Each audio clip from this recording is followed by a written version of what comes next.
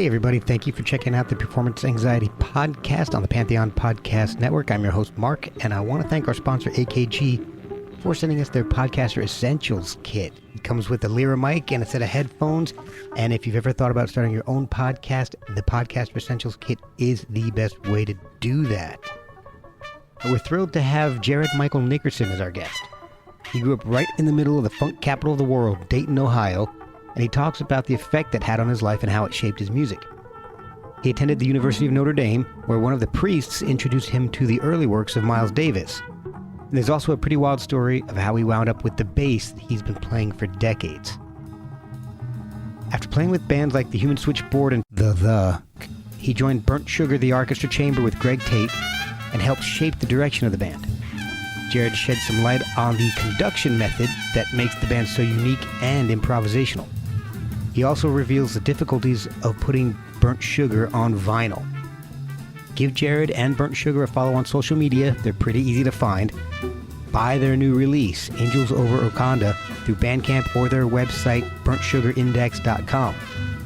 Follow us at Performance ANX on social media, and you can support us through ko-fi.com/performanceanxiety or performanceanx.threadless.com. Rate, review, tell a friend or two about the podcast, and thank you for tuning in to Jared Michael Nickerson on Performance Anxiety, part of the Pantheon Podcast Network. Hi, I'm Jared Michael Nickerson with Burnt Sugar the Arkestra Chamber. I'm here to promote Angels Over Wakanda, our new release that's coming out. You're listening to me on Performance Anxiety Podcast. Hope y'all enjoy. Thank you for coming on the podcast. This is should be hopefully a lot of fun. It will be for me. Hopefully it is for you too.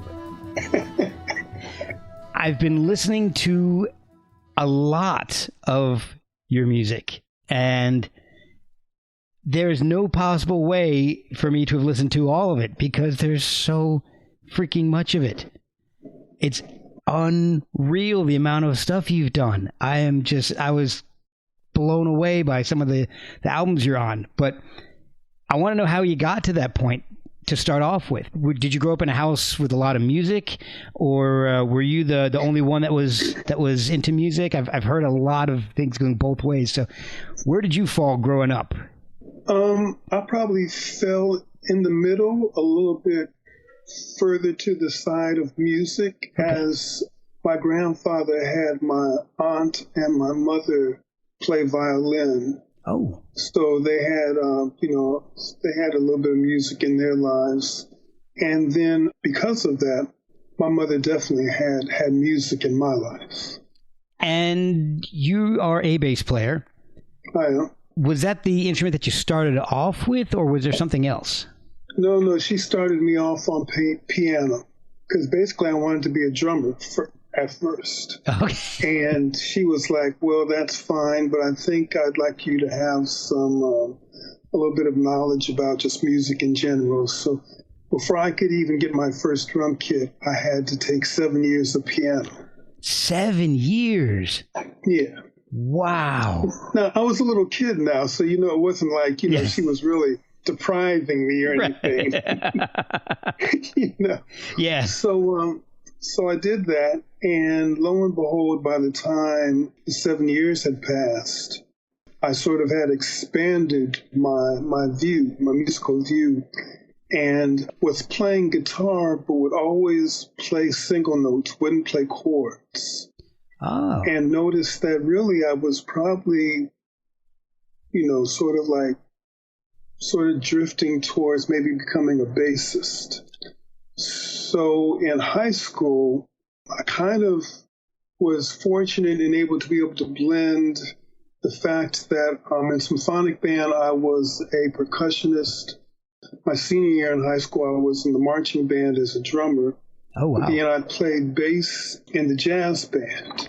Oh, my gosh. So, I sort of like with having the harmonic foundation from piano, then my work in high school in the symphonic band and the marching band as a drummer is sort of allowed me to have the foundation of what makes, in my opinion, a great bass player. Okay. And this is all happening in the Dayton, Ohio area? That's where you grew up?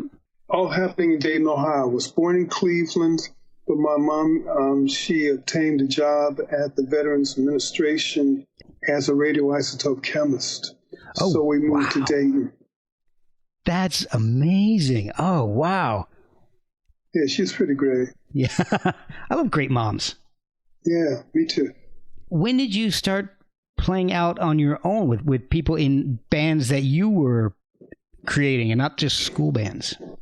Well, the funny thing about Dayton, it's known as sort of like really probably the funk capital of the world at this point. And everything that happened there sort of happened organically. Like there were great music programs and great music teachers in all the high schools. All the high schools had 3 to 4 talent shows every year. Oh, wow. So you could be a youngster, and whereas, you've probably heard other stories where folks said they had to sneak into clubs as they were underage and things of that nature. We didn't have to worry about that. Oh, wow. We had at least 12 opportunities to play on a stage in front of people in high schools in the talent shows. And the talent shows were taken very seriously. And back in those days, we're talking like the late '60s and things of that nature. You sort of emulated the Temptations, the Supremes, and James Brown. Yeah. So you would have these bands that would be like fully decked out. They'd have moves. Then they'd have a James Brown impersonator come out, do a few songs, and then be like the MC, introduce your singing group for your particular group, and then bring out the Temptation type group. And you'd have like 15 minutes to put on like a little review. Wow. And so there were like all these bands that got to be very serious about this. And we would compete from Roosevelt to Dunbar to Roth High School and go around the circuit. And then you had, of course, like most other Black communities, you had music in the church. Mm-hmm. So the combination, Mark, of the music in the church, these talent shows, plus the fact that in Dayton back in those days was actually very well to do. Okay. Because there was a lot of industry. There was like Inland Steel, there was National Cash Register, there were all the car companies, and there was Wright-Patterson Air Force Base. Oh, yeah. So you had a number of families, two household families, two earning leaders of the household. Right. The families basically were doing fairly well financially. I'm being modest with that. Yeah. And so because of that, a lot of them, what they did, they tricked out their basements into like full entertainment den. And as kids, we would just go from a parent's den to den and just jam. Oh, man. And the parents were very cool with it, even though I'm sure it was noisy. and I can't even, maybe it was avant-garde at the same time. But at least they knew where we were. Yeah, exactly. So they were very happy about this. So the whole, like, that whole scene melded into the fact that and then you have the fact that people like the Ohio Players, they started off, on Westbound Records, and that's when they were led by Junie Morrison. Okay. And there was a venue called Lakeside, and it was like basically an amusement park that also had a pavilion which was part of the Chitlin Circuit. Oh, wow. And so all the major bands would come through there, but the Ohio Players would usually be the band that would warm up, be the first band to come out. And warm up is the exact perfect phrase. Oh, yeah? Because the Players would warm them up. And then everybody who had to follow basically had like, well, what just happened? Yeah. This is supposed to be our show. And I mean, the Players even played like my high school Halloween games and stuff like that. Wow. So that's how local. There was the Ohio Players, there were the Majestics, there were the Imperials, there was Lakeside. They were called Lakeside Express at that time. There was Roger Troutman. His family, Troutman Enterprises, basically were a construction home refurbishing company. So they always had money. And when Roger started as, I believe, a Hendrix impersonator, him and his cousins and everybody in the band, they always had the latest custom equipment with those vinyl covers and just, I mean, they were always decked out. Oh, man. And so, you have that.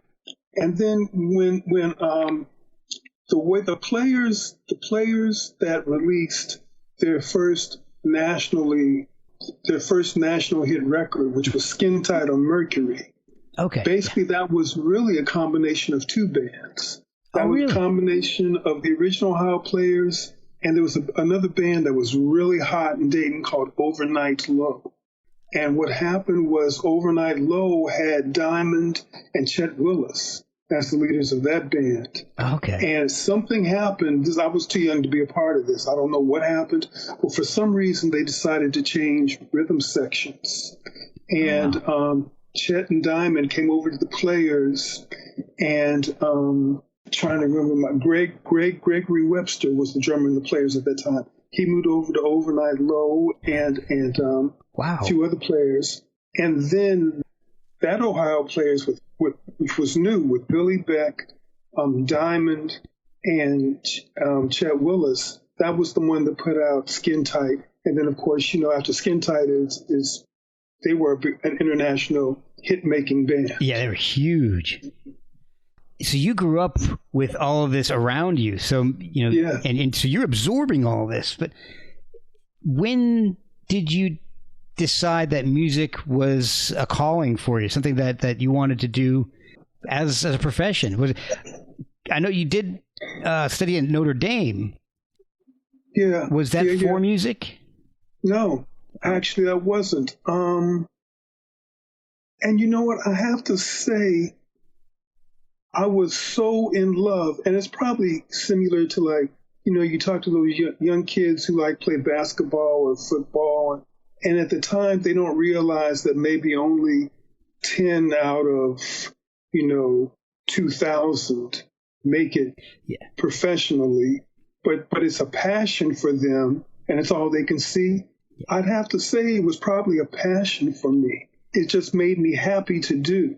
And I enjoyed it so much that I didn't even really, I did all the goofy stuff that young kids do. I would put the amplifier up on the bed and stand in front of the mirror with my bass and play along to the records. I did all the goofy stuff. And did it all with not really thinking of, this is going to be my lifelong profession. Did it just because I was just so in love with R&B and rock and roll and just the whole idea of being a performer. Wow. So what did you study at Notre Dame then? What would you go there for? I went and I took business management. Oh, okay. And what happened was I went to Catholic high schools all throughout my elementary and high school education. Okay. So it served me very, very well. And when it came time to go to college, it was right on the dawn of when all those bands were getting signed in Dayton. Okay. And I was in the mix with a number of those players. And I would have been very happy to just have stayed home and tossed the dice to see what would happen. But my mother was having none of it. She wasn't having it. I received a number of different scholarships. Wow. And because of that, plus a scholarship from Notre Dame, the combination of them all pretty much made my ride free. That's amazing. Yeah. And nothing to do with athletics. It was all scholastic. So I won't say she forced me, but I'll say she forced me. She said, you have to take advantage of this opportunity. Yeah. Because, you're a young man and you'll have your whole life ahead of you. I was mad at the time, but I'm so thankful today. Yeah. So thankful today. You did meet someone very influential there. One of the fathers there, one of the priests who helped in your musical career. Father was Kirkin, yes. And he helped a lot of other people too, right? Yes, he did. He when he was brought there actually to start a jazz department. Oh, wow. And he was brought there from a high school, I believe, in Chicago, whose name I wouldn't be able to tell you. Right. But it's two of the members of the Chicago, the band, the horn section, were in his high school classes. Wow. He taught them. So, I mean, it's through Father Wiskirchen that basically he was going to introduce me to Miles. Really? Wow. I didn't know Miles as far as his Kind of Blue and Sketches of Spain. Mm-hmm. His from those records. Yeah, those groundbreaking records. Oh yeah, but I knew Miles from his electric records. Oh, okay. That's Bitches Brew and Get Up with all those Get Up with all those records. That's what introduced me to Miles, and then I went back just to realize just how much of a bad. I can't say that. Yeah. But, or can I say that? You can say it. Well, how much of a badass Miles really was. That's awesome. Yeah. So in college, here I am, and I'm a little, disgruntled as I mentioned. Yeah. And I'm thinking, I don't want to take anything that's so hard that I won't be able to play music. And then I don't want to take something that will be of no use to me once I graduate. Because why did I come here for 4 years? Right. So that's why I took business. Okay. And while I was in college at Notre Dame, I played in some of the local party bands. I played in the jazz band. In fact, I still remember the name of our combo. It was Erg's Finger Circus. And oh man, that is a great name. Thank you. That's the 70s for you, man. Yeah. I love it. So, I played in a combo and also played in the big band. I was able to get my reading and a few other things together because of that. And then when I graduated, I realized that I wanted to actually maybe try to obtain some real musical education.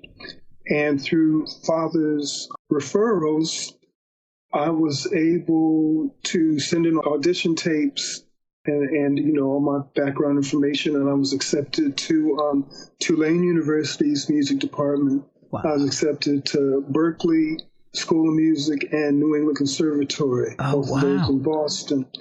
And checking them out, I decided to go to New England because it seemed, first thing, what was really attractive about New England is they had a third stream department that was led by Rand Blake. Okay. And third stream was fairly new then, but basically what it was is it was sort of a stream of consciousness away from what is usually expected musically. Okay. And it was something that really resonated with me since I was going to, even though it was the jazz department, really those schools back then were really classical music schools. Right.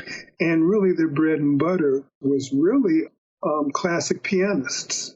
Okay. So, I mean, there had to be maybe 3 floors with maybe 20 pianos on the floor, just like constantly, day and night.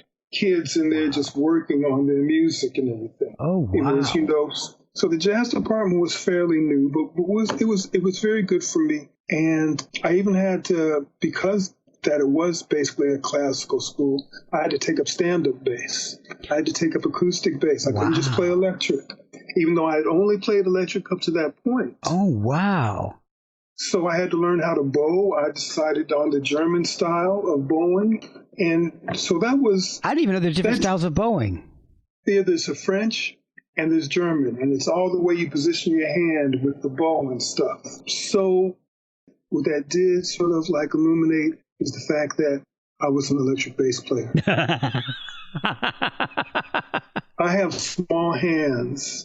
And if you even look at some of the bass players back in the 50s, like Paul Chambers and all of them, most of them have huge hands. Oh, really? Because you have to really get around that instrument. But it had the benefits and the fact that with my small hands, for me to do my classwork and the hours that I had to spend working, because when you bow a note you have to actually hold the string down firmly against the tension of the bow. Okay. It built up my hand muscles to the point that when I went back to electric bass, it was like butter. Oh, wow. It was amazing. So I went to New England for 2 years and then realized I had pretty much gotten what I needed. And that's when I started my professional career with a band there by the name of Hypertension. Okay. And how long were you playing with Hypertension? And was that strictly like a funk band, or what kind of music were you guys playing? It was strictly a funk band. Okay. And back then in Boston, there was a large Canadian cover band circuit. Oh, wow. And these places were like, in Montreal, Quebec City, Toronto, all over. And basically what they would do is they would hire a band for 2 weeks. They would lodge you and feed you, and then you'd play 3 sets a night in their club. And if you were really, really good between that and just the whole cover band scene throughout New England, you could actually make a living playing cover music. Oh, wow. So we were in that. And once again, my business degree came in handy in that I handled the business for the band. Oh, nice. So we didn't have to deal with an agent. We didn't have an agent or a manager taking 30% off the top. Wow. And I did all the arrangements, and we would, we started to actually become very, very popular in Boston till we attracted the attention of a man by the name of Lyman Underwood, may he rest in peace, Okay. who was part of the Underwood Deviled Ham family. Oh, wow. Yeah. And so, you can imagine the money involved there. Oh, there's lots of money in pork, man. Are you kidding me? So to say he was well off is not even saying it. Yeah, it's a bit of an understatement. So we went from like playing on stage in our street clothes and riding in the back of the truck with the equipment to riding in limos, having 5 changes of handmade outfits. We had a rehearsal complex that we had access to. Oh my gosh. It even led me to the bass I play today, in the fact that myself and one of the guitarists, we went to visit these young ladies, and we were in a company car. Company even had cars. Oh my gosh. And before we left rehearsal, we had set our instruments on the floor, in the back seat. Okay. And so then when we come out from visiting these young ladies, the car had been broken into, and of course our instruments had been stolen. Oh. So totally our fault, but Lyman was the kind of cat where he said, like, well, let's see what I can do. And he actually took me out and introduced me personally to a man by the name of Mike Padula, who's he was the founder, owner, and lutherer of Padula bass. And so I have, like, I think the 124th Padula bass ever made. Oh, wow. And right before I started my road tour with they were nice enough to work out a deal where I was able to get a 5-string Thunder bass and a 4-string Thunder bass, which was their new model at the time back then. And the 4-string Thunder bass is what I play to this day. Oh, wow. Yeah. Man, that is amazing. It's blessed, man. Just things, certain things happen to you, and I won't even say it's about, you can't even say what it is. You're just fortunate sometimes to be in a situation where even when there's sort of like, some kind of a tragic occurrence, some kind of silver lining comes out of it. Yep. And so, and I can say that even with Hypertension, because after I started with them, I graduated from Notre Dame in 71, stayed in NEC till like about 73, and then went full, put all my chips in with Hypertension. And in 1980, they basically kicked me out the band. Really? And it was something probably that was brewing for a while, because I joined the band. 2 bass players tried out when their bass player left. And the other bass player was the best friend of the drummer. And I was a very good friend of the keyboardist, Jerry Clay, who was also writing their original songs. Ah, okay. And he basically voted for me, and that's how I got in the band. So we actually started to play originals. I started to write for the band. Everybody started to write. And we started to like mix in our originals with the cover tunes. And we're doing very, very well. As I said, we got hooked up with Lyman, started to do even better. And I think the two leaders of the band sort of felt if there was any time, that was the perfect time to sort of like get rid of me and get the bass player in that the drummer had liked. Oh, the drummer's friend. Give me 1 second. My dog just broke out of his the room he was in to run down the stairs and bark out the front window at something. It's pitch black outside. I don't know what the. Oh, they can see and smell. They can especially smell. Yeah, he's. All right, I think he's gone. All right. Sorry about that. No worries, no worries. So, all right. So they kicked me out. Yeah. And I immediately, within like 6 months, no, not even 6 months. I'd say but I was going to say 6 weeks, was back in Dayton, Ohio. And that led me to be introduced to a gentleman by the name of Dean Hummons, who was the keyboardist in the band's Sun, and they put out a number of records on Capitol. And he was also in Dayton with Sean Sandridge, I believe. And they had like a hit by the name of Cutie Pie and a few other tunes. And Dean had a 4-track studio in his basement. Oh, neat. And he got wind of a Sony Records, Records contract contest where they asked you to submit like 4 or 5 songs, and if you won, you would receive a recording contract with Sony. Oh, wow! So he invited myself on bass. He had Roger Parker, who was the drummer who took over for Steve Arrington when Steve Arrington moved out to be the lead vocalist in Slave. Roger became the drummer. Okay. He had Chris Bowman, who we had known from playing in Dayton, and now Chris actually plays with the Ohio Players. Oh, wow. He had Jenny Douglas, who has been one of Pink's background singers for maybe the last 15 or 20 years. I mean, she's a regular with Pink.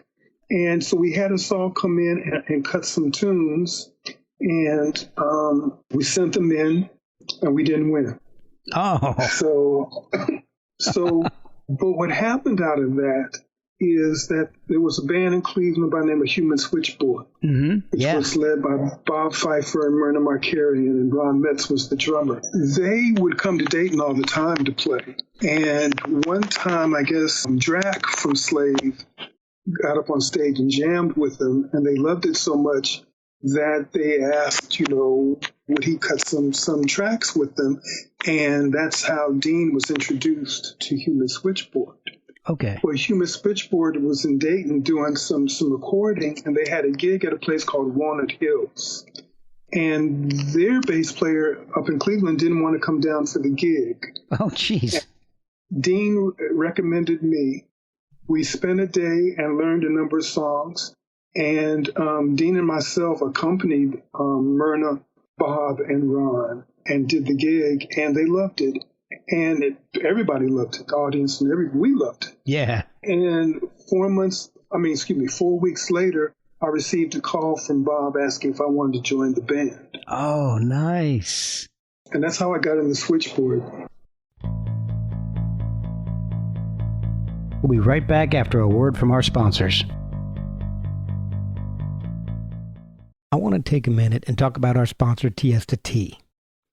Tiesta is a tea company on a mission to create loose-leaf tea beverages with premium ingredients that taste good and do good. Each tea is blended for one of 5 categories, so you can energize, slenderize, boost antioxidants, boost immunity, and relax. My current favorite is Blueberry Wild Child. You know, when I was growing up, my dad always told me, once you go loose, you never go bagged. And you know what? He was right. Go to tiestatea.com and use the promo code anxiety15 at checkout to get 15% off your order. You think you know tea? You haven't tried Tiesta tea. How long were you in Human Switchboard for? They were together for 8 years, and I was in the last 4 years. Okay. So actually, I got to experience all the cream. Yeah.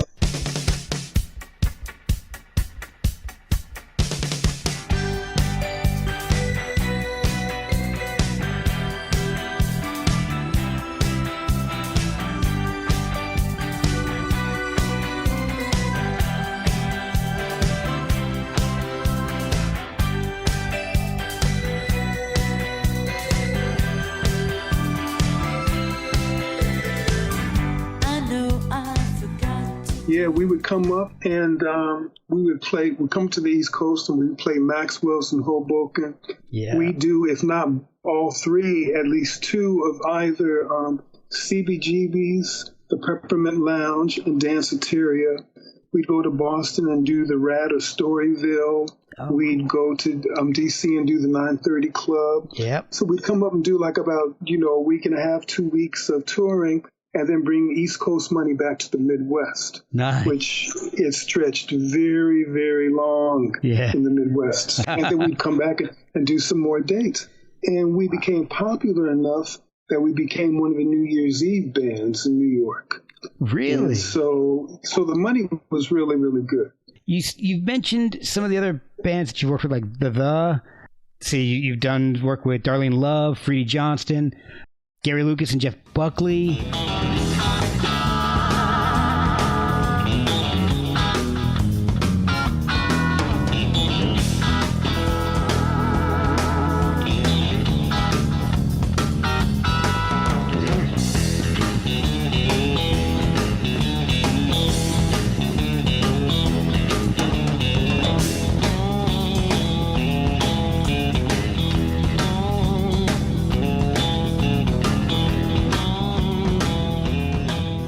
How did you get into working with some of these people? Were you doing like session work, or were you just being asked to just join in on live gigs? How did you meet up with so many different styles of artists? Well, first of all, it's like what do they say about availability? The best skill is to be available, and so you have to be in the area. And the fact that I played in Switchboard, it introduced me to a lot of other musicians, and a lot of the other musicians got to know me from that context. Okay. So from that context, not only did I meet musicians, but I met other managers.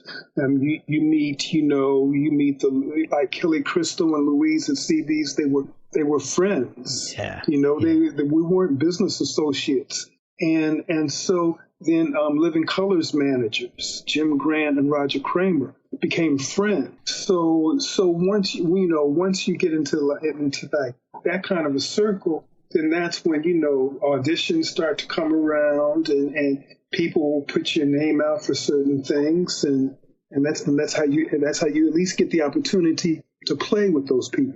Well, I mean, were you joining the bands, or was it just kind of helping out for recording sessions, or was it something in between? It varied. I mean, I was the thing with Gary Lucas was special in the fact that Gary has a really, really strong finger picking style, and finger picking is based off of the thumb. The thumb usually will play the bass note with the other fingers sort of like arpeggiating the chord and things of that nature. Yeah. So, and to this day, I've always been basically a thumb bass player. I never was a two-finger bass player. Oh, okay.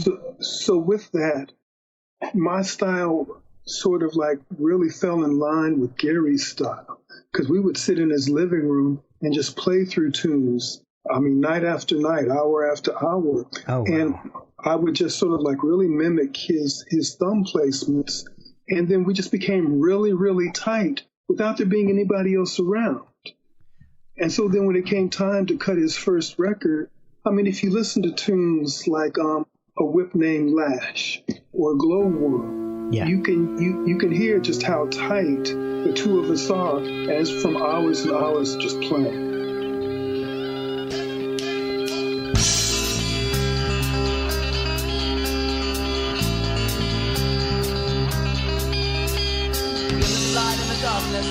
Shines so bright to bring everyone cheer. Into me once without sadness. Come to me now, please lend me your ears. Silver and night in the madness. Shining so bright like a drop from the blues. Swinging so free in the gladness. Charming and rhyming and reading from you.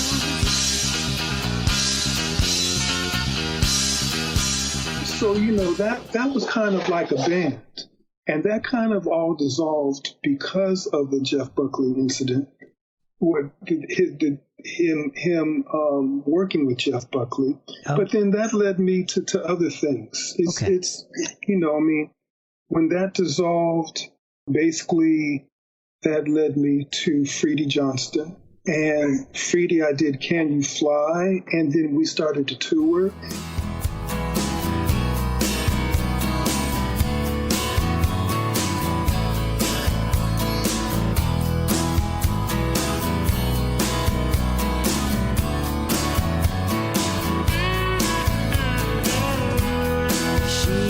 Gone to New York City.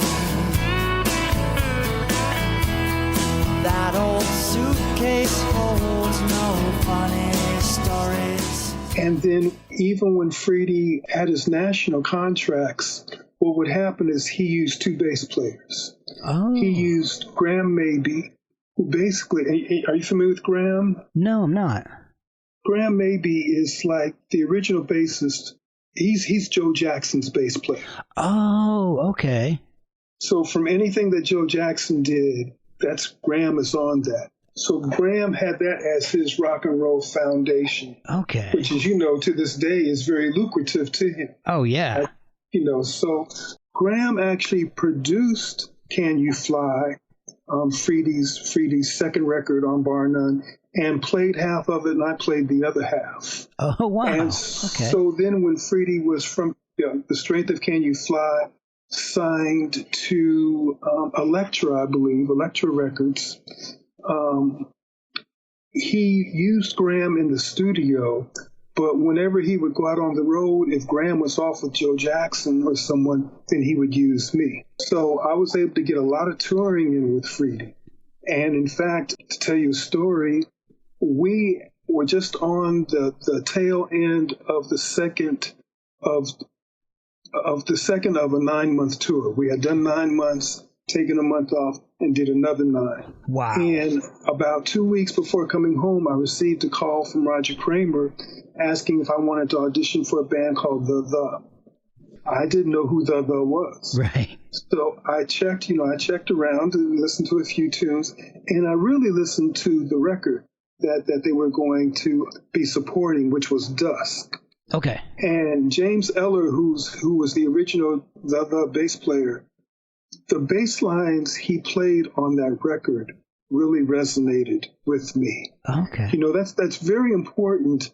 That I wasn't forced into doing things just to keep a gig. My business background allowed me to actually use that. Whereas I worked for a temp service, and things of that nature, that I never had to take a gig because that was the only way I could make money. Okay, yeah. And so that was another sort of like side, built-in advantage that when you're young, you don't see. But of course, now as time has passed, you see how that was invaluable to be amongst your skill set. Yeah. Thanks, Mom. And amen. Thank you, Mom. So once again, what happened was the day that I was supposed to come in for the audition, it was 3 days before I'd actually be back in New York. So I had to decline. Okay. And then a snowstorm happened that weekend in New York, and Matt couldn't fly out. And since we were on the road, of course, we made it back to New York.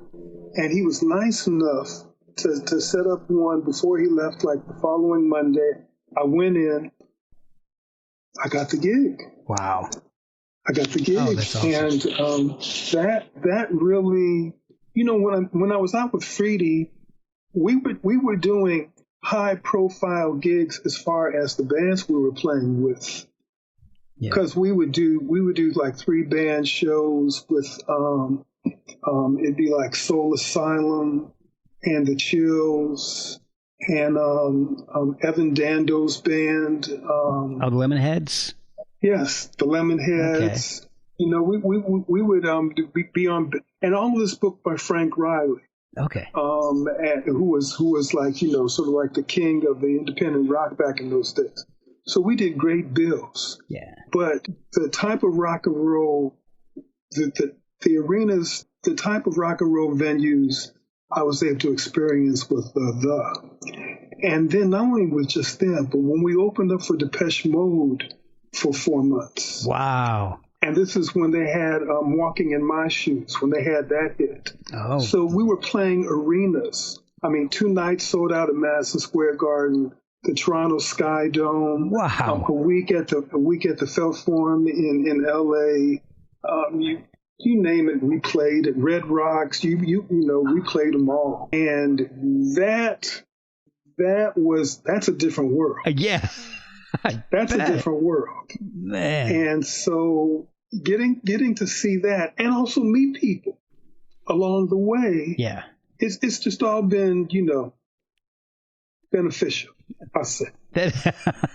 And is this about this time when you started working with the Black Rock Coalition?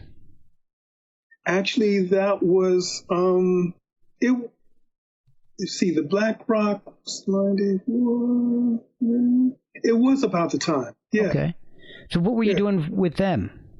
Well, I went to a few meetings because I was intrigued. Mm-hmm. And basically there were a few things that were happening. First of all, it didn't start off as a musicians organization. Oh. It started off as like a Black arts organization. Okay. And there were painters and writers and poets and everyone. And basically they were just sharing their experiences as to how hard the grind was to make a profession out of. Right. And trying to brainstorm as to what they could do to assist each other. Oh, cool. In that regard. And the light bulb that immediately went off on top of my head was the fact that a few of the musicians were talking about CBGB's new band policy. And basically what their new band policy is they had, I believe it was Sunday nights was like audition night. And if you were able to get on a Sunday night, they actually graded you. And they graded you by how well they thought you played. Okay. They graded you on your timeliness. Were you on time? Were you courteous to the staff? Did you play your set length, the right length, get on and get off on time? And they graded you on how many people you brought in. Oh, wow. And supposedly if you did well in those 3 categories, then what they would do is they would start to work you in on their other bills. And, back then, CB sometimes had 6 bands a night. Yeah. With a headliner. So you could actually, come in as, an opening act and start to develop, your audience and your craft till you could become a headliner if things went well. Or you could play with, you could be like the act right before the headliner when the place was jam-packed. Yeah. And things of that nature. So, the audition nights were a nice apple offered to bands. But what the Black band leaders were telling me was that they would meet all the requirements, but they would never get that call to start on the treadmill. Oh, wow. And, that didn't sound like the Hilly and the Louise that I knew. Yeah. So I went down there and talked to them about this. And basically, what we arranged was in my discussions with them, I was able to set up the very first multi-day festival. Oh, cool. It was called Greg Tate entitled Stalking Heads. And we did 2 nights in a row, and Living Color played, I played. We had a super band that had Dr. No and Michael Hampton, Dr. No of the Bad Brains and Michael Hampton and Ronnie Drayton were in like the super band. Oh, man, I love Michael Watkins. Yeah, Cookie Watkins. We had all kinds. So it went really, really well. Yeah. We packed the place for 2 nights. Man. And at that point, they could actually see that there was money in having black rock bands in the club. And once you can illuminate to a club owner that they'll make money with you, then it's a lot easier. Yeah. And it became a lot easier for bands to get booked in CBs after that. Oh, that is awesome. When did you start playing, or I guess maybe the better way to phrase that is, how did Burnt Sugar, the orchestra chamber, come together? Well, I'd have to say that, to my recollection, from my viewpoint, the first Burnt Sugar, the orchestra chamber, first came together in Greg Tate's mind. Okay. Because he was enamored with Lawrence D. Butch Morris's conduction system. I wanted to ask you about that. Yeah. Yeah, so Butch basically, he started off as playing cornet, jazz cornet, but then he got interested in conducting. Okay. And actually classical conducting. And as he was going through the process, I guess the story is one day he asked one of his teachers if he got to the 6th page of the score and wanted to just work on like a 12-bar section, how could he do that? And his teacher told him basically he can't do that because everybody is taught basically to read from the beginning of the score to the end of the score. That's just the way it goes. And he says, well, I have to find a way to do that. And that's when he developed the conduction system. So what he was able to do is he had different signals, and he could get to a certain part in the score, go off the page with his signals, and then create new music using that, say, like maybe that 1 bar or those 2 bars as a motif, create new music with that through hand signals, and then bring the band back to the page to continue where they had stopped. Wow. Now, he was doing this in a classical context, but Greg wanted to do it in the context of Electric Miles.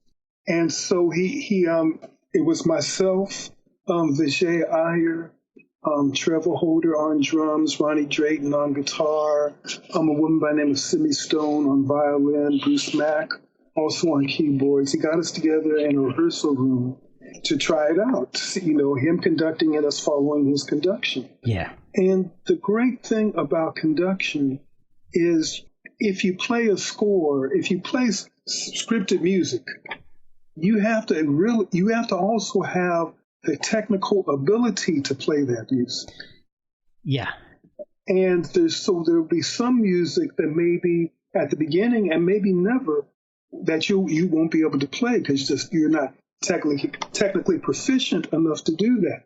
But in conduction, you're only bringing what you can play and then letting the conductor mold that into something. So no one is asked to be uncomfortable within their personal musical realm. Oh, wow. Okay. Which is why it's such a great tool and doesn't have to have any kind of level of musicianship to be able to use and create music with. And so with that, you're allowed, your personality comes out in the music, and then Greg sort of like melds it. It's just like if you have 5 waving fingers, and then Greg through conduction makes it into a fist, and then just starts to beat the ground with sonic forces coming out of that fist. Yeah. We loved it.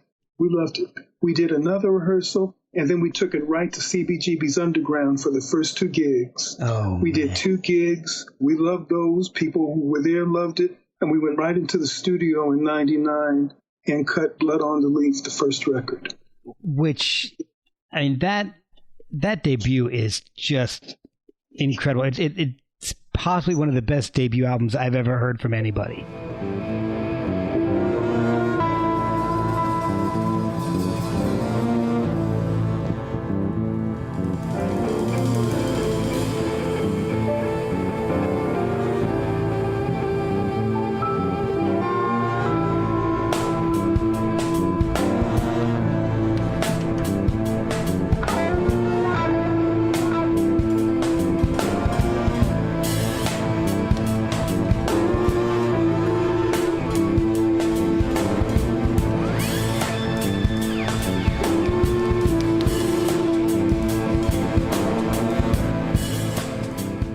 It is unbelievable. The music in that, and even in the live, especially the early stuff, was it improvisational while you were recording it, or were you playing, or was it a lot of it planned out, and then hand signals help telling you where to go, and what was it like?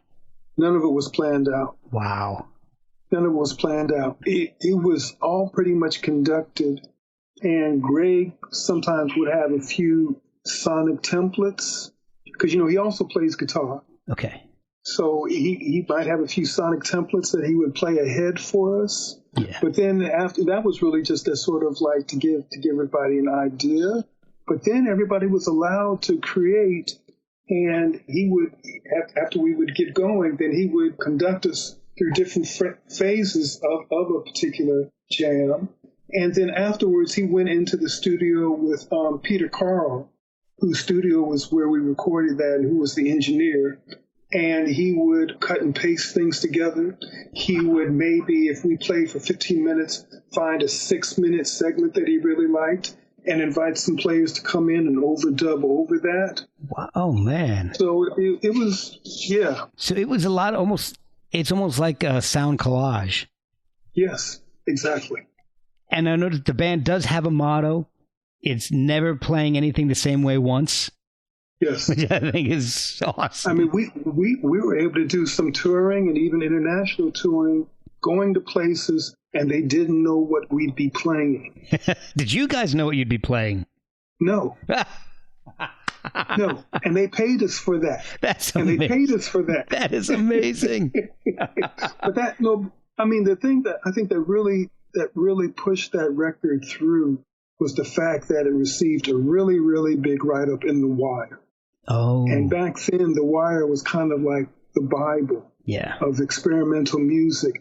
And when we received a glowing review and a full cover photo, a full article photo, then basically cutting edge presenters around the world wanted Burnt Sugar. Yeah. And so we were able to do a lot of really, really cool gigs because of that. What I find is so amazing about the albums is that you guys, in 20 years, you put out 18 albums, 18 releases, and they're not just EPs you've got one that's a triple album. I mean, there's just so much, and it's all just so interesting. I mean, you've got some super long songs that are incredibly inventive and engaging, like Matume Part 1 or the entire No Direction Home suite. That suite is just gorgeous, but my favorite is Part 7.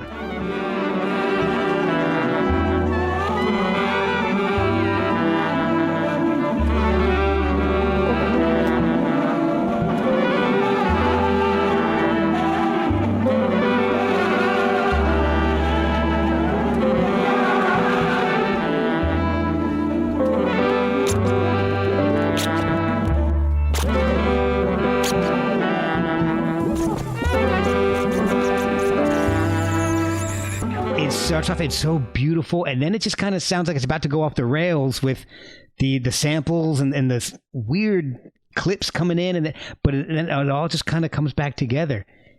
And then you've also got songs that are 6 seconds long, which is just it's incredible, just the range that the band has. Yeah.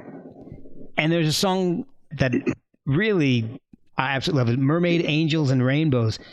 That sounds like it's a tribute to Hendrix. Was that how it was presented to you guys? Is that how you guys played it? That was probably really a great question. Okay. Because I don't really know what was in his mind when he wrote that.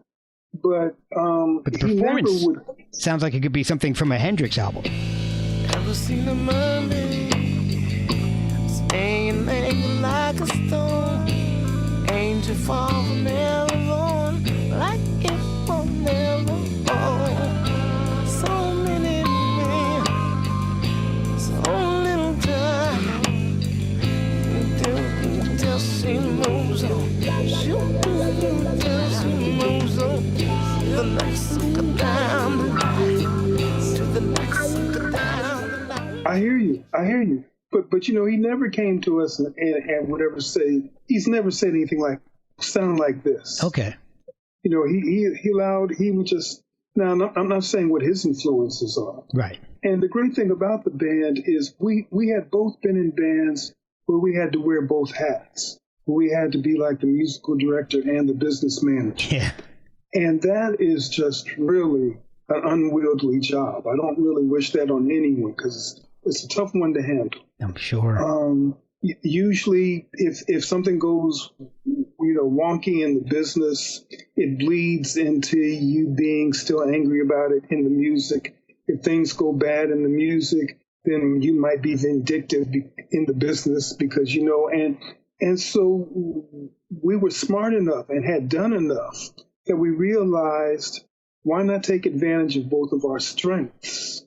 Whereas Greg's strength is sort of, you know, conceptually and artistically, and my strength is with business matters. Yeah. So we created Burnt Sugar. When Burnt Sugar, I mean, he founded Burnt Sugar and brought the first bands together. But when we decided to incorporate and develop Burnt Sugar Index LLC, that's when we both became co-leaders.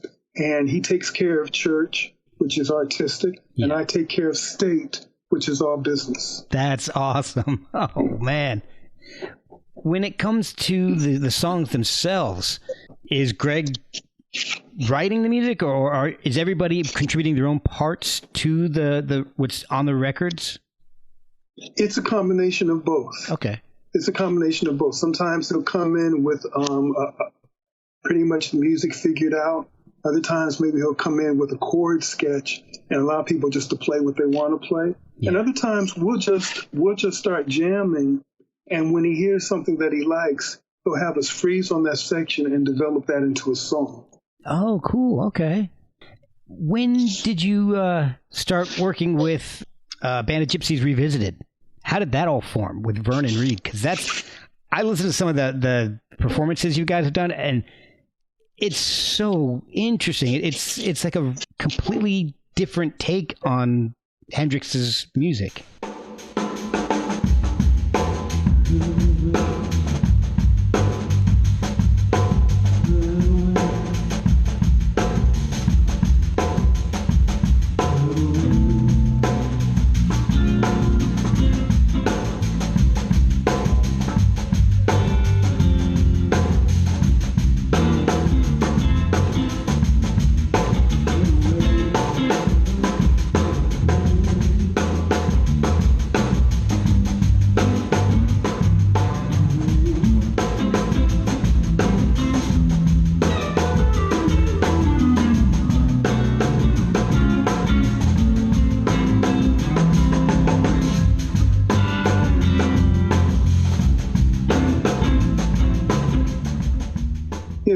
Yeah.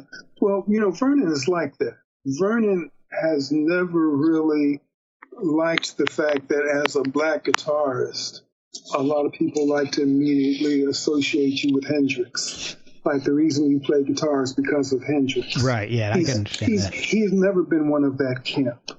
And it just so happened that there was a gig in New Jersey that was put on by a promoter by the name of Bill White. And he actually wanted to do a Hendrix tribute with Michael Hampton and wanted to know if I wanted to play with Michael in the band. Okay. But he couldn't really close the negotiation with Michael, and he was stuck. He had the date, he had everything, but he didn't have a band. Oh, wow. So I said, well, let me ask Vernon. And Vernon says, like, well, it's a one-off. Yeah, let's do it. So, and then he brought in the drummer, James Biscuit Rouse. Yeah. Who's a badass. Yeah, he is. And Andre LaSalle on guitar. And the thing about Andre is Vernon will tell you, Andre is the guitarist who showed him how to properly play Little Wing. Oh, because really? Andre is very, very into Hendrix. I mean, down to really knowing the nuts and bolts as to how he would play things. Wow. And so bringing Andre in the band, we had sort of like this Hendrix foundation.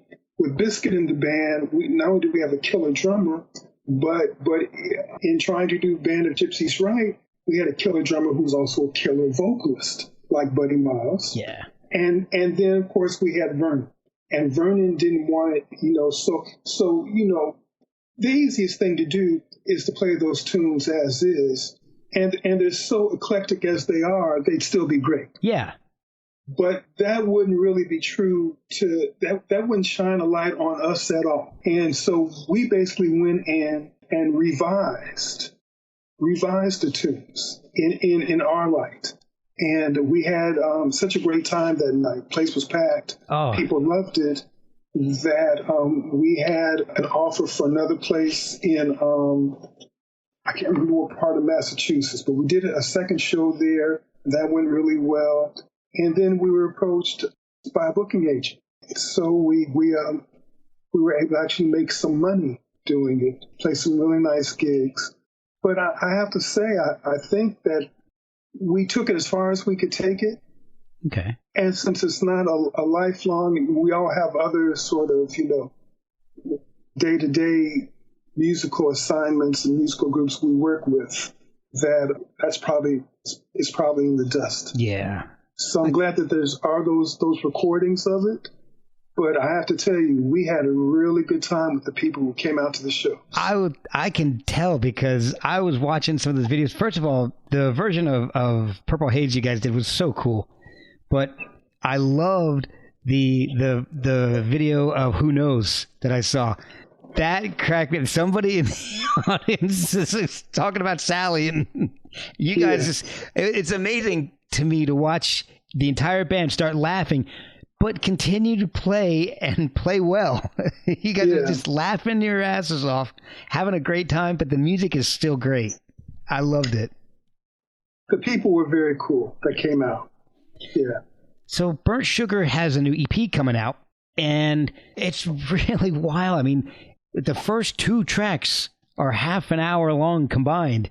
It's wild.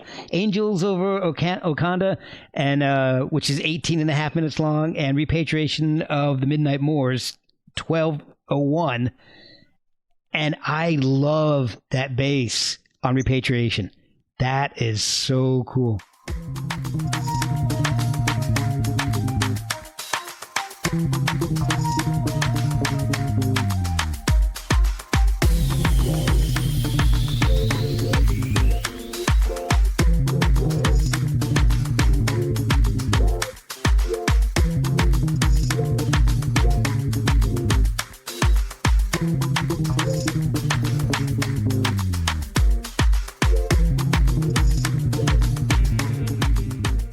Thank you. You mentioned the bass that you use. What kind of effects do you end up using? Because the sound is amazing.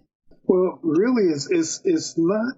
Most players will tell you that it's really in the hands.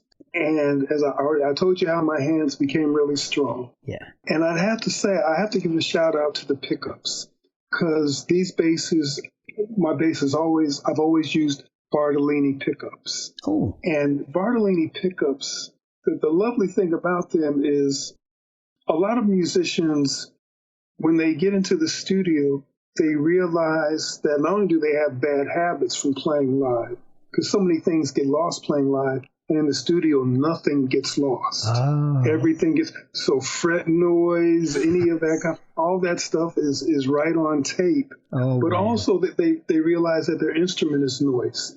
They realize that, there's something in the pots or something, in their pickups. And so the first thing I noticed about Bartolini's is when I went in the studio, just how quiet the signal was. Oh, okay. And how full and rounded. So in the Midnight Moors Jam, which is the brainchild of Mark Gilmore, the Innermost, a good friend of ours, he treated the bass sound a little bit. Okay. But basically it's just there's no effects on it. Wow. So it's just bass. It's just bass in my hands. Oh, that is awesome. And I could say the same thing about Okanda Overdrive. And that's really that was your baby, wasn't it, on the album? Yeah, it's my baby.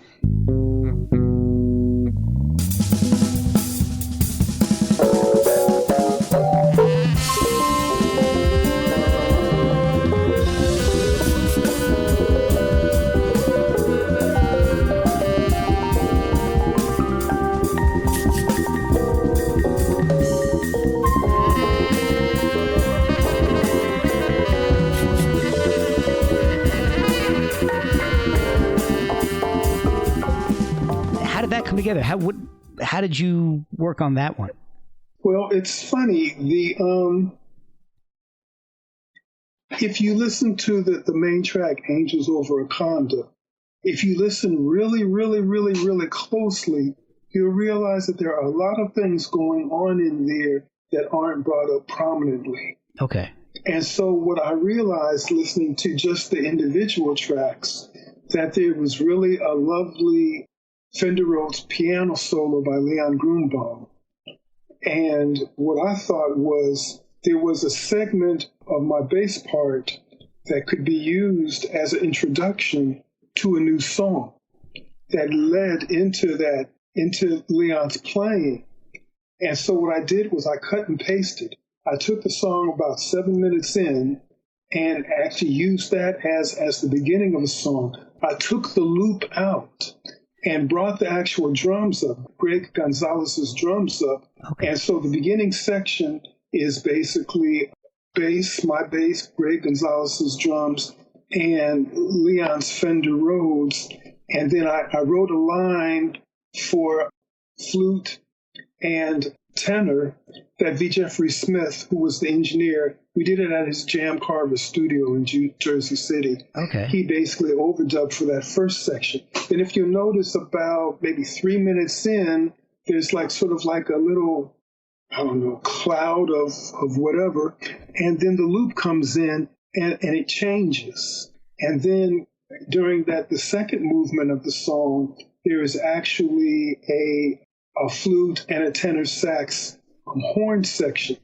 And what I did for that, a good friend, Satch Hoyt, who lives in Berlin, basically he was sent Wakanda, and he went into a studio and cut 3 or 4 different flute stems, complete to the whole thing. And I took the flute stems and cut and pasted like little 2-bar sections to make that section have V. Jeff mimic it on tenor, and then we pasted that on top. Oh my gosh.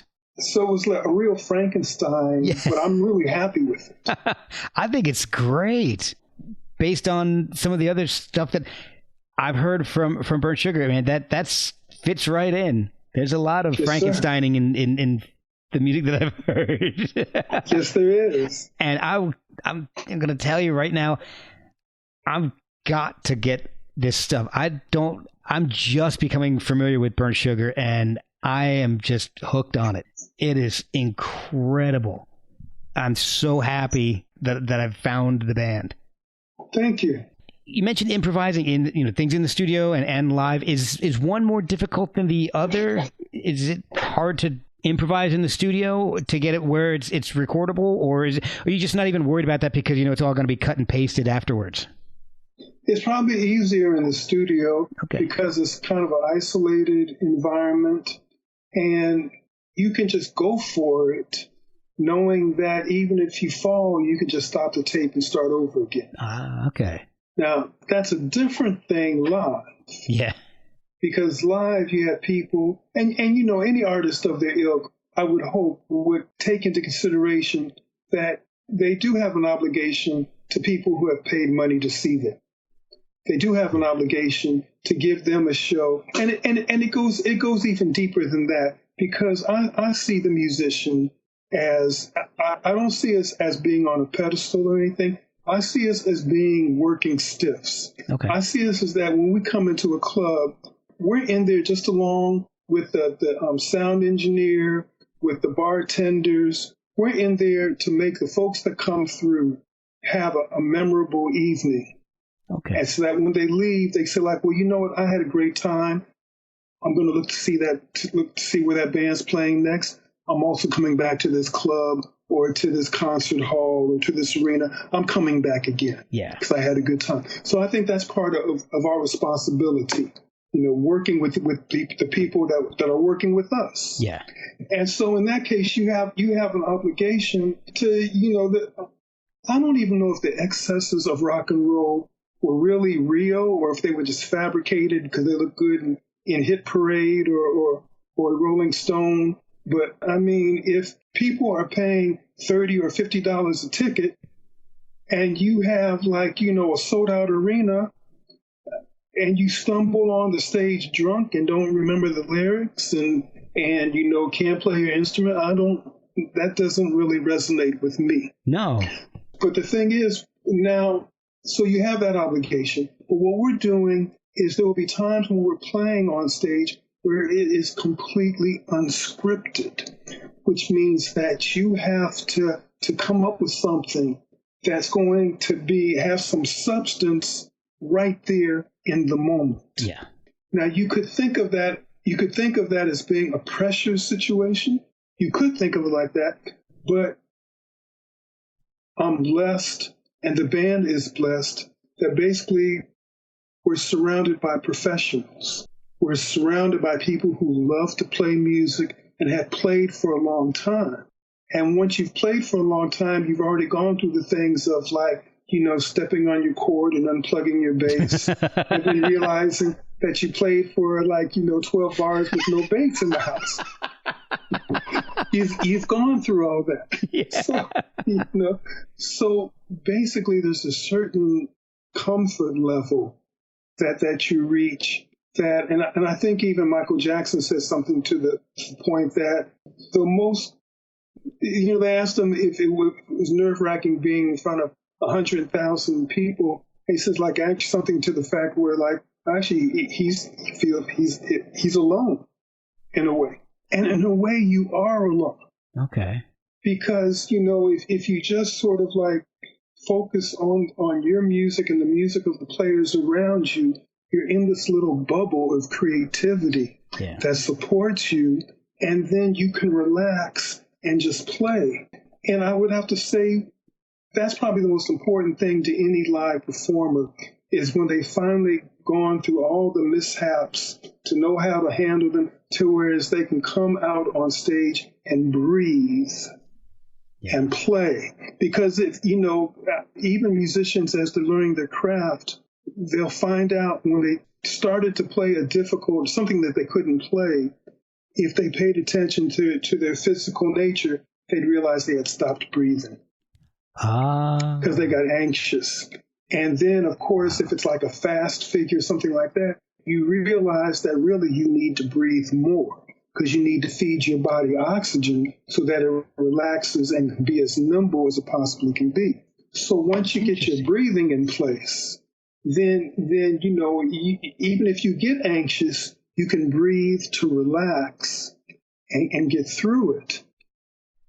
That's fantastic. I never knew that. Man, I'm learning stuff today.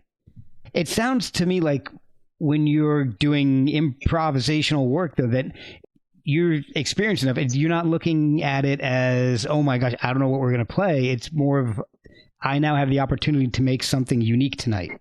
Exactly. Okay. Exactly. And that's what we build a reputation on, in the fact that we could tell folks, the concert you saw tonight, only you saw this. Yeah. Only you heard this. And that's what that model that you mentioned, that's what that means. We can play the same song 5 nights in a row, and it'll be different each night. Oh, that's amazing. So when you are playing live, is the set list full of improvisation, or are you actually starting off with songs that are on the albums? Well, we actually went through sort of like a career, I won't say crisis, but a career change in the fact that in '99 when we came out, we were pretty much one of the only bands doing conduction. Right. And so that kind of made us sort of like the apple of presenters' eyes. And we played the Brighton Dome Festival. We played Royal Albert Hall. We did a number of different things. We did the Benali Blues Festival in Paris, which actually isn't in Paris. It's in the suburbs of Paris. Oh, really? And there's a story behind that, but I'll tell you that later. Okay. And so we played really, really, really big and nice rooms. But then 3 or 4 years into it, like after we did That Depends on What You Know, and we did Black Sex and Random Violets, other people were getting into it, and we weren't the new kid on the block. And those big choice gigs weren't coming through as often. Okay. And we were blessed. There's a woman by the name of Laura Greer, who is one of the executive directors at the Apollo Theater.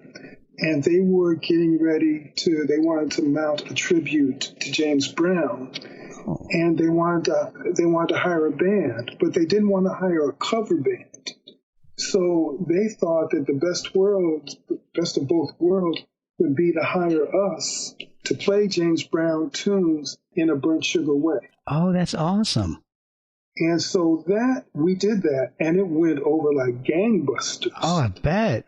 And then from that, we became sort of like the band, whereas, you could hire a Fleetwood Mac band, cover band, or you could hire Burnt Sugar to do Fleetwood Mac songs, to caramelize Fleetwood Mac songs. Yeah. Which would you prefer? Which do you think your audience would be more excited to having a new experience with? And we received a lot of work doing other artists' songbooks. I saw that. I did see the Fleetwood Mac, and there's been a few others, haven't there? We did Fleetwood Mac. I think the first one after James Brown that really, really set the boat sailing was when we did Bowie for Lincoln Center. That's the one. Okay, yeah, that's the other one I remember now. Yeah. Wow. When we did that one, that's when we started to get calls from the Walker Center in Minneapolis, and I went out to the Hammer Museum in L.A. and did We Insist Freedom Now, the music of Abbey Lincoln, Max Roach, and Oscar Brown Jr. Oh, wow. I said, we've done Prince, we've done Fleetwood Mac, we've done Steely Dan. Our Steely Dan show resonates with a lot of people. Oh man, is there any recordings of this? Because I would love to hear Burnt Sugar doing Steely Dan. There's no, I take that back. There's no like actual recordings because we can't. Oh. We can't. Legally, we can't. Right. See, the great thing about a lot of these music halls is they already have licenses with BMI, ASCAP, and CSAC, which allows, their artists' material to be played. Yeah. These venues have to pay a yearly license. So we can come into these places and play whomever they ask. Okay. They ask for. But for us to record it, that's a whole different story. Right. So if it's recorded, it would be something like an audience member had recorded it or something. Yes. If it was, like I was saying, if it was out there on like YouTube or something, it would be an audience recording. Yes. Okay. Sometimes the venue will record them, and there'll be a stipulation that is simply for archival purposes. Yeah. And maybe they'll put it up for their, their online subscriptions, right, and things of that nature. But for us to actually record it and put it out, we would have to go through the publishing and pay for all that, Harry Fox and all that. Yeah. And to mention that, after we did the David Bowie tribute, Vernon was so impressed with that he took us into the studio and we cut those tracks. And there is on the shelf a 10-track Burnt Sugar Arkestra Plays Bowie record that is still waiting to see the light of day. And can I tell you this? Yeah. It's fabulous. It's fabulous. Oh, you're killing me, Jared. You're killing me. Come on. It's fabulous. Man. Oh, well, hopefully that'll come out at some point, because as a new devotee of Burnt Sugar, I am dying to hear something like that. Oh, man. Well, I've kept you for quite a while, man. Thank you so much for spending so much time. If you want to tell me a story about Paris, I'm still recording. If you don't, we can always have you back on. Okay, well, I'll tell you that story. So we get accepted to the Benali Blues Festival, and we're like mad excited because we're like, as a band, even though I had been there before with other and stuff like that, all that, as a band, it's our first time to Paris. Yeah, and we're like, ooh la la, let's go. And so we arrive in Charles de Gaulle. And we get in the van, and the van takes us to one of the suburbs of Paris. Okay. Now, are you familiar with how Paris is set up? No, I'm not. Paris is different from the American model. The American model was basically, there was flight from the city to create the suburbs. Yes. And then the suburbs basically were able to also to form their own, townships and whatever. So they kept the money in their tax bases. Right. And a lot of the cities basically went under because now they didn't have any revenue because they only had really sort of like working class people and people who were on public assistance living in them. Yes. Well, Paris is completely different. Paris is like really, they kept it for the Parisians, and then they built the suburbs for all the people who work in Paris. Okay. And basically people are bused and trained in to do all the, I won't say menial, but just to do all the working person jobs. Yeah.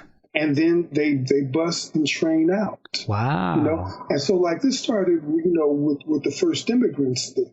And that way, basically, they had their own communities because they would start to model them from wherever they came from. Right. And so we think that we're going to be in Paris, but no, we're in a suburb that is as hood as where we were from. Oh, wow. And so, in a way, that at first was a disappointment, but then on another foot, it wasn't because we were so comfortable because it was hood. Yeah. We knew how to operate. Right. And so even though it was a different language, the hood is the hood. Right. Yeah.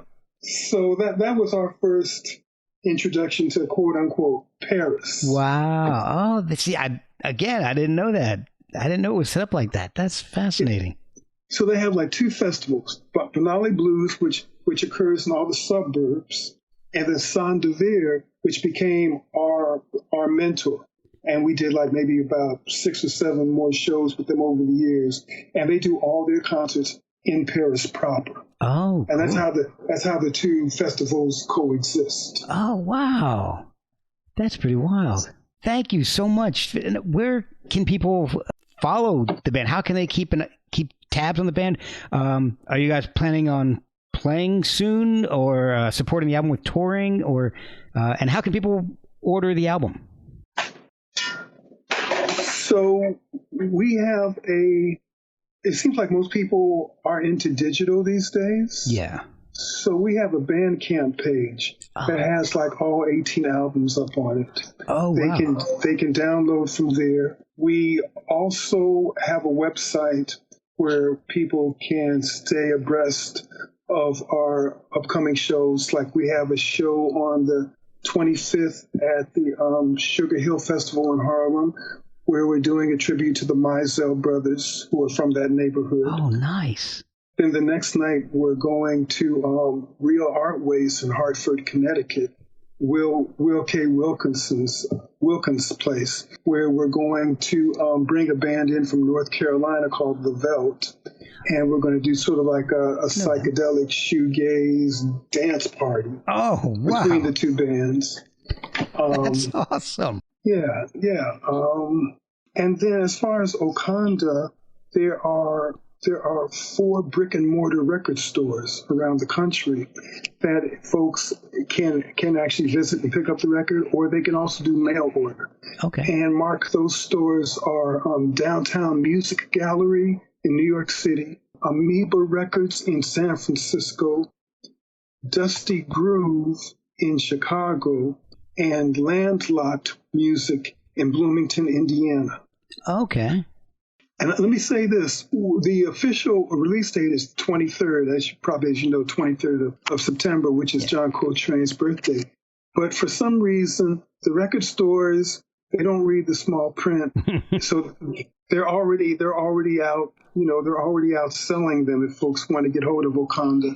Oh, and wow. I even have the second order from some of the stores. Oh my gosh. So it's, I guess they announced it to their regulars and they sucked them up. So I'm not complaining about that. No.